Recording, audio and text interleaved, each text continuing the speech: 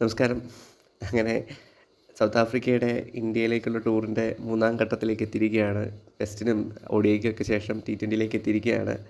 അപ്പോൾ കളീനെ പറ്റി പറയുകയാണെന്നുണ്ടെങ്കിൽ ഇന്നത്തെ കളി എങ്ങനെയായിരുന്നു എന്ന് ചോദിച്ചാൽ ഒഡീഷയിൽ കട്ടക്കിൽ വെച്ചിട്ടായിരുന്നു. ഓക്കെ. അഗെയിൻ ഇന്ത്യ ഒന്നാമത് ബാറ്റ് ചെയ്തു. അപ്പോൾ ഒരു വലിയൊരു ഇന്നിങ്സ് അവിടെ പടുത്തുയർത്താൻ പറ്റുമോ എന്ന് ചോദിച്ചു കഴിഞ്ഞാൽ ആ ഗ്രൗണ്ടിലെ ഏറ്റവും ടോപ്പ് സ്കോർ എന്ന് പറയുന്നത് 180 റൺസായിരുന്നു. T20യിൽ ടോപ്പ് സ്കോർ എന്ന് പറയുന്നത് 180 റൺസായിരുന്നു. അപ്പോൾ എന്താണെങ്കിലും ഇന്ത്യ ബാറ്റിംഗ് സ്റ്റാർട്ട് ചെയ്തു.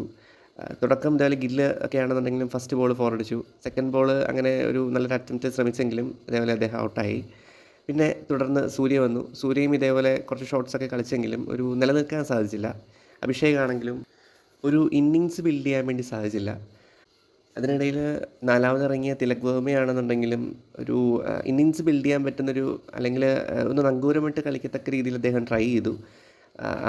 അതായത് കണ്ടിന്യൂസ് ആയിട്ട് വിക്കറ്റ് പോകുന്നതിനകത്തുനിന്ന് അദ്ദേഹം ഒരു ചെറിയ മാറ്റം കൊണ്ടുവരാൻ ശ്രമിച്ചു. ഈവൻ ദോ സ്ട്രൈക്ക് റേറ്റിലൊക്കെ കുറവ് വന്നതെങ്കിൽ പോലും ആ ഒരു സ്ട്രൈക്ക് റൊട്ടേഷനും കാര്യങ്ങളൊക്കെ കൊണ്ട് ഒന്ന് സ്കോർ മുമ്പോട്ട് കൊണ്ടുപോകാൻ സാധിച്ചു. പക്ഷേ എങ്കിൽ പോലും ഒരു നമുക്ക് ആവശ്യം ഒരു മുട്ടി നിൽക്കലല്ലോ, നല്ലൊരു സ്കോറിലേക്ക് പോകലാണല്ലോ. അപ്പോൾ അങ്ങനെ ഒരു അറ്റംപ്റ്റിൻ്റെ പുറകെ അദ്ദേഹത്തിന് ഔട്ടായി.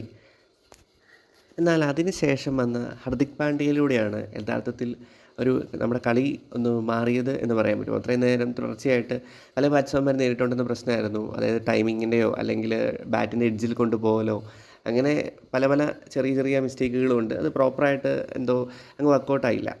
പക്ഷേ ഹർദിക് പാണ്ഡ്യ വന്ന് രണ്ടാമത്തെ ബോൾ തൊട്ട് 6 അടിച്ചങ്ങ് തുടങ്ങി. ആ ഒരു രീതി ക്രമേണ ഒരു വ്യത്യാസം നമുക്ക് കാണാൻ സാധിക്കുമായിരുന്നു. ഈവൻ ദോ ഒരു 10 റൺ പെർ ഓവർ എന്ന് പറയുന്ന രീതിയിലേക്കൊന്നും മാറിയെന്നല്ല, എങ്കിൽ പോലും ഒരു മോശമല്ലാത്തൊരു സ്കോറിലേക്ക് എത്തിക്കാൻ എന്തുകൊണ്ടും ഹർദിക് പാണ്ഡ്യയുടെ ഇന്നിങ്സ് സഹായം തന്നെയായി.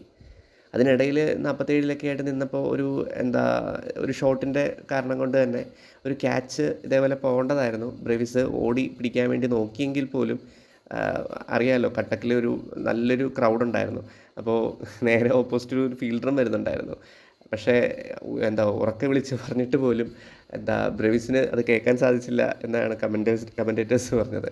എനിവേ, എന്താണെങ്കിലും ബ്രെവിസ് അറ്റംപ്റ്റ് ചെയ്തു. പക്ഷേ നിർഭാഗ്യവശാൽ ബ്രെവിസിന് സാധിച്ചില്ല. അതുകൊണ്ട് ഇന്ത്യയുടെ ബോർഡിലേക്ക് ഒരു 11 റൺസും കൂടെ ഹർദിക്കിന് ആഡ് ചെയ്യാൻ സാധിച്ചു. അങ്ങനെ ഹർദിക് പാണ്ഡ്യ ഏകദേശം 58 റൺസോളം എടുത്തു. ശിവൻ ദുബെ ആണെന്നുണ്ടെങ്കിലും ഓപ്പോസിറ്റ് ചെറിയ സപ്പോർട്ടുകൾ ചെയ്യാൻ സാധിച്ചെങ്കിലും ഒരു മാസീവായിട്ടുള്ള രീതിയിലേക്ക് അദ്ദേഹത്തിന് പോകാൻ സാധിച്ചില്ല. നല്ലൊരു ബോളിൽ തന്നെയാണ് അദ്ദേഹം ഔട്ടായത്.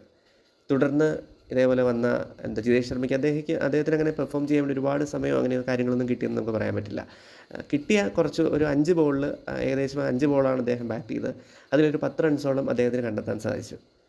അതിനകത്തൊരു 6ഉം ഉണ്ടായിരുന്നു. അങ്ങനെ ഇന്ത്യയുടെ സ്കോർ 175ലേക്ക് എത്തിക്കാൻ അദ്ദേഹത്തിന് സാധിച്ചു. അതായത് ഹർദിക്ക് വന്ന സമയത്ത് ഇന്ത്യയുടെ സ്കോർ എന്ന് പറയുന്നത് 78-4 എന്നായിരുന്നു.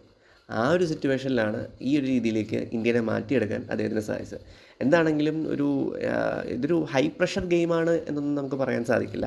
എന്നാലും ഒരു ചലഞ്ച് ചെയ്യാനുള്ള സിറ്റുവേഷൻ വന്നപ്പോൾ ആ ഒരു സിറ്റുവേഷനിൽ ഈവൻ ദോ പല ബാറ്റ്സ്മാൻമാർക്കും കോപ്പ് ചെയ്യാൻ പറ്റിയില്ലെങ്കിലും ആ ഒരു ഹർദിക്കിൻ്റെ ഒരു എക്സ്പീരിയൻസും കാര്യങ്ങളൊക്കെ ഇവിടെ ഒരു മുതൽക്കൂട്ടായത് നമുക്ക് കാണാൻ തന്നെ സാധിക്കുമായിരുന്നു. എനിവേ, അപ്പോൾ അങ്ങനെ ഇന്ത്യയുടെ ബാറ്റിങ് അതേപോലെ അവസാനിച്ചു. അപ്പോൾ തിരിഞ്ഞ് നോക്കുമ്പോൾ ഏകദേശം 175 റൺസോളം ഇതേപോലെ ഇന്ത്യക്ക് അടിക്കാൻ സാധിച്ചു. അതായത് 180 റൺസാണ് അവിടുത്തെ ആ ഗ്രൗണ്ടിലെ ഒരു T20 മാച്ചിലുണ്ടായ ടോപ്പ് സ്കോർ. അപ്പോൾ അതിനെ അപേക്ഷിച്ച് നോക്കുമ്പോൾ ഇന്ത്യ നന്നായിട്ട് സ്കോർ ചെയ്തു. അതായത് തുടക്കത്തിൽ 4-5 വിക്കറ്റ് പോയതിന് ശേഷവും ഇന്ത്യക്ക് ആ റൺസ് അത്രയും വരെ എത്തിക്കാൻ സാധിച്ചു. അതൊക്കെയാണ് ആക്ച്വലി ഇന്ത്യയുടെ ഒരു ബാറ്റിംഗ് ഡെപ്ത് കേട്ടോ. അത് എടുത്ത് പറയേണ്ട കാര്യം തന്നെയാണ്. തുടക്കം തൊട്ട് അവിടം വരെ ഒരു ബാറ്റിങ്ങിൻ്റെ ഡെപ്തിനെ അതിൽ പ്രശംസിക്കേണ്ട കാര്യം തന്നെയാണ്. ഈവൻ ദോ അതിനകത്ത് ഒരാൾക്കേ പെർഫോം ചെയ്യാൻ സാധിച്ചില്ലെങ്കിൽ പിന്നെ ഓരോ ദിവസവും ഓരോരുത്തരുടേതാണല്ലോ. ഇപ്പോൾ ഇന്ന് ഹർദിക്ക് പെർഫോം ചെയ്യാൻ സാധിച്ചില്ലെങ്കിൽ വേറൊരു ദിവസം തിലകും അഭിഷേകൊക്കെ പെർഫോം ചെയ്തിട്ടുണ്ട്. അതുകൊണ്ട് ആരെയും കുറ്റം പറയാൻ സാധിക്കില്ല. ഇനി ഇന്ന് എന്തായാലും ഹർദിക് പാണ്ഡ്യയുടെ ദിവസം തന്നെയായിരുന്നു. ഓക്കെ. അതിനുശേഷം സൗത്ത് ആഫ്രിക്കയുടെ ബാറ്റിങ്ങിലേക്ക് കടന്നപ്പോഴാണെന്നുണ്ടെങ്കിലും അവർ ഇതുപോലെ മികച്ച രീതിയിലൊക്കെ അറ്റംപ്റ്റ് ചെയ്തു. അവരെ കൊണ്ടാവുന്ന പോലെ അവർ ബാറ്റും ചെയ്തു. പക്ഷേ യഥാസമയത്ത് നമ്മുടെ ബോളേഴ്സിന് വിക്കറ്റ് എടുക്കാൻ സാധിച്ചത് എന്തുകൊണ്ടും അവരുടെ കളിയെ ബാധിച്ചു എന്ന് തന്നെ പറയേണ്ടി വരും. ഏകദേശം ഒരു 7ാമത്തെ ഓവറായപ്പോഴേക്കും സൗത്ത് ആഫ്രിക്കയുടെ 5 വിക്കറ്റോളം പോവുകയുണ്ടായി. തുടർന്ന് നമ്മൾ ODIയിലൊക്കെ കണ്ട പോലെ ജാൻസണും ബ്രെവിസും ഇതുപോലെ വീണ്ടും പഴയതുപോലെ വന്നു. അപ്പോൾ ആ ഒരു സമയത്ത് ഈവൻ ദോ സൗത്ത് ആഫ്രിക്കൻ ഫാൻസിനാണെന്നുണ്ടെങ്കിലും ഒരു പ്രതീക്ഷയുണ്ടായിരുന്നു. അവരെ കൊണ്ടാവുന്ന പോലെ അറ്റംപ്റ്റ്സും ചെയ്തു. ഇതേപോലെ വരുൺ ചക്രവർത്തിനെ ജാൻസൺ ഒരു 6 അടിച്ച് തൊട്ടടുത്ത ബോളിലാണ് ജാൻസൺ, അതായത് ആ ഒരു ബോൾ ഇത്തിരി ബൗൺസായിരുന്നു. ആ ബോൾ സിക്സ് അടിച്ച് കഴിഞ്ഞതിന് ശേഷം വന്ന വരുൺ ചക്രവർത്തിയുടെ ബോൾ വളരെ താഴ്ന്നു പോയി. ഉയരക്കാരനായ ജാൻസന് പെട്ടെന്നത് റീഡ് ചെയ്യാൻ സാധിച്ചില്ല. എനിവേ, അതെന്തായാലും ഒരു വിക്കറ്റിലേക്ക് തന്നെ കലാശിച്ചു.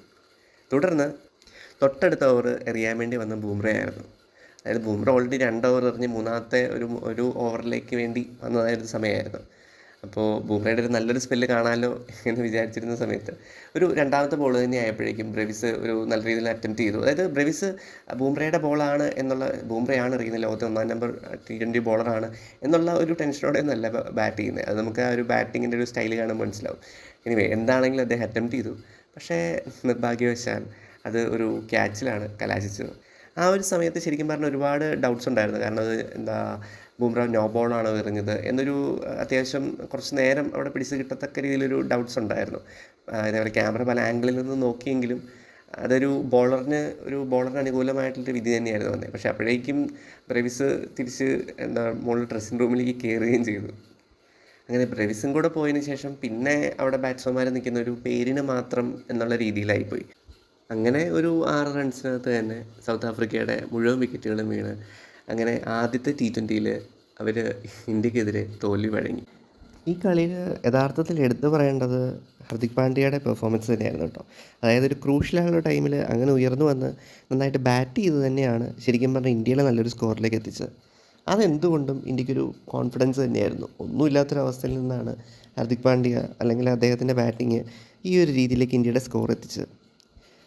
ബോൾ കൊണ്ടും അദ്ദേഹത്തിൻ്റെ മാജിക്ക് കാണിക്കാൻ സാധിച്ചു. അതായത് ഏകദേശം ഒരു വിക്കറ്റ് എറിഞ്ഞ ഫസ്റ്റ് ബോൾ തന്നെ അദ്ദേഹം വിക്കറ്റ് എടുക്കുകയും ചെയ്തിട്ടുണ്ടായിരുന്നു കേട്ടോ. ബോളിംഗ് ഡിപ്പാർട്ട്മെൻറ്റ് യഥാർത്ഥത്തിൽ എല്ലാവരുടെ ഭാഗത്തു നിന്നും കോൺട്രിബ്യൂഷൻ ഉണ്ടായിരുന്നു. എറിഞ്ഞ എല്ലാവരുടെ ഭാഗത്തു നിന്ന് തന്നെ, അർഷദീപ് ആണെന്നുണ്ടെങ്കിലും അക്സർ പട്ടേൽ ആണെന്നുണ്ടെങ്കിലും ബൂംറ ആണെന്നുണ്ടെങ്കിലും വരുൺ ചക്രവർത്തി ആണെന്നുണ്ടെങ്കിലും എറിഞ്ഞ എല്ലാവരുടെ ഭാഗത്തു നിന്ന് തന്നെ ബോളിങ്ങിൻ്റെ സമയത്ത് ഒരു കോൺട്രിബ്യൂഷൻ ഇന്ത്യക്കുണ്ടായിരുന്നു. യഥാർത്ഥത്തിൽ അതൊരു വിജയം തന്നെയായിരുന്നു. കാരണം താരതമ്യേന T20 ആയിട്ട് അപേക്ഷിച്ച് നോക്കുമ്പോൾ ഇതൊരു ചെറിയ സ്കോറാണ്. ഈവൻ ദോ ഈ ഒരു ഗ്രൗണ്ടിൽ ഇതൊരു വലിയ സ്കോർ ആണെന്നൊക്കെ പറയാൻ പറ്റും. കാരണം ഈ ഗ്രൗണ്ടിലെ ഏറ്റവും വലിയ സ്കോർ 180 ആണ്. അങ്ങനെ നോക്കുമ്പോൾ ഇത് വലിയ സ്കോറാണ്. എന്നാൽ സൗത്ത് ആഫ്രിക്ക പോലൊരു ടീമിനെതിരെ ഇതൊരു അത്ര വലിയ സ്കോറാണെന്നൊന്നും പറയാൻ സാധിക്കില്ല.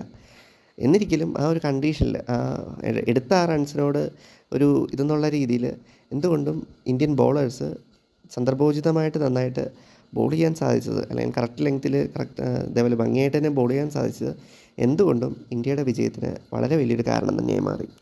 അപ്പം അങ്ങനെ ആദ്യത്തെ T20 മത്സരം വിജയിച്ചുകൊണ്ട് നമ്മൾ തുടങ്ങിയിരിക്കുകയാണ്. ഇനി 4 T20 മത്സരങ്ങളും കൂടെയാണുള്ളത്. അപ്പോൾ അങ്ങനെ ടെസ്റ്റിനകത്ത് 2 തോൽവി വഴങ്ങിയെങ്കിൽ പോലും തുടർന്ന് ODIയിൽ ഇതേപോലെ നമുക്ക് മികച്ച രീതിയിൽ വിജയിക്കാൻ സാധിച്ചു. അതേ രീതിയിലുള്ള ആ ഒരു മികച്ച പെർഫോമൻസ് നമുക്ക് T20യിലും കൂടെ കാഴ്ചവെക്കാൻ സാധിക്കട്ടെ.